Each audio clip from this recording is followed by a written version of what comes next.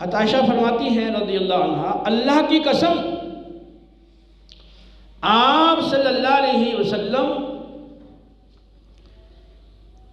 کسی اجنبی عورت کو اپنے ہاتھ سے چھوتے نہیں تھے، کہ صرف زبانی بیعت لیتے تھے،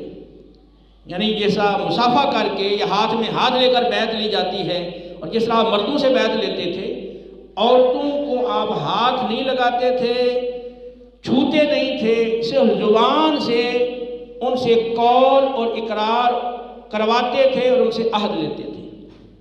اور فرماتے تھے میں نے تم سے بیعت لے لی۔ تو اس حوالے سے بھی یہ اگرچہ ضمنی بات ہے، یہ بات بھی پیش نظر رہنی چاہیے۔